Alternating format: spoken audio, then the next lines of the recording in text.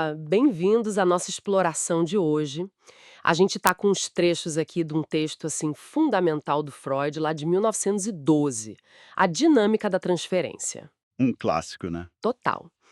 E a nossa missão aqui é tentar entender o que é essa tal de transferência, por que ela é tão central na psicanálise e, o mais curioso, como é que ela pode virar um obstáculo, né? Exato. Ok, então vamos começar a desempacotar isso. O que exatamente o Freud quer dizer com esses clichês que ele fala que moldam nossa vida amorosa e como isso aparece na terapia? Bom, o Freud propõe, né, que todos nós criamos certos padrões. Ele chama de clichês estereotípicos. Isso vem de uma mistura de disposições, que a gente já nasce com elas, e das experiências lá da infância. Ah, da infância. Isso.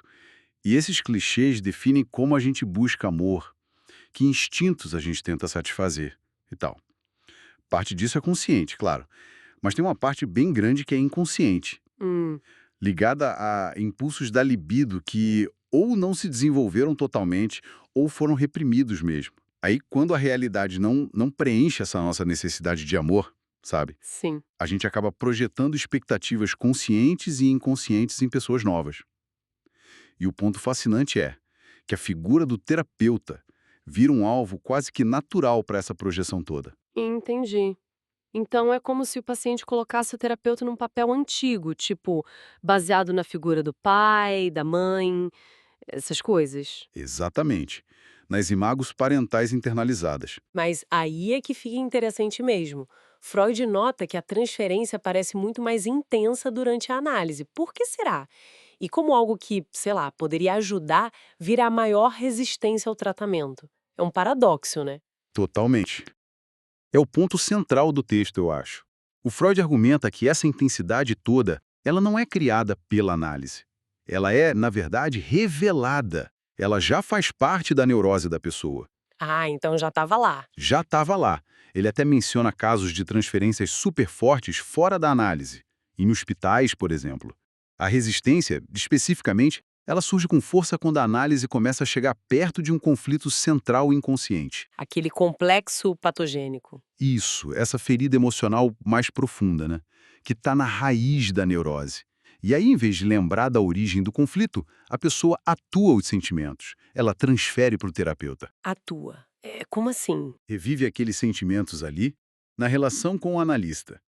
E isso vira uma defesa muito forte, se a gente pensar no quadro geral.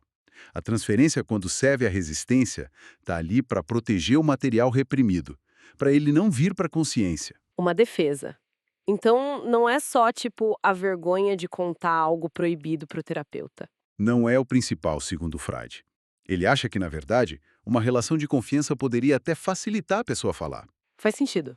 A chave mesmo está na diferença entre transferência positiva, que são sentimentos de afeto, amizade, conscientes e até os inconscientes com fundo erótico, e a negativa, que são os sentimentos hostis. Ok. A resistência mais teimosa vem da transferência negativa e desses impulsos eróticos reprimidos da positiva. Agora, a parte consciente, afetuosa, da transferência positiva, essa sim é o motor do sucesso da análise. Funciona um pouco como a sugestão em outras terapias. E ele fala também de ambivalência, né? Aquela coisa de amar e odiar a mesma pessoa, às vezes junto. Exatamente.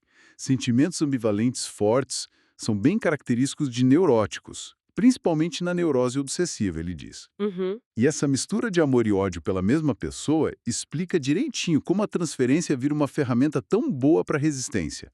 Quando a transferência fica muito negativa, muito hostil, como ele descreve nos paranoicos, aí a chance de ajudar e curar diminui muito. Nossa. Isso levanta a questão: como é que a análise lida com essa força toda, né?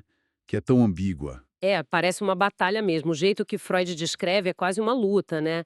Entre o analista e o paciente. Entre o querer entender e o querer dar corpo, atuar os impulsos. Precisamente. O inconsciente, para Freud, não quer lembrar. Ele quer repetir. Repetir.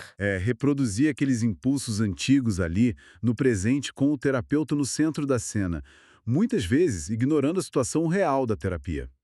O trabalho da análise é justamente ajudar a pessoa a colocar esses impulsos repetitivos na sua história, a entender intelectualmente. Entendi. E quase toda essa luta, como você falou, acontece ali, no campo da transferência. É nesse terreno que a vitória, digamos assim, a cura duradoura, tem que ser conquistada. Uau! Mas apesar de difícil, a transferência é vista como algo de valor inestimável, porque ela traz para a luz esses impulsos escondidos.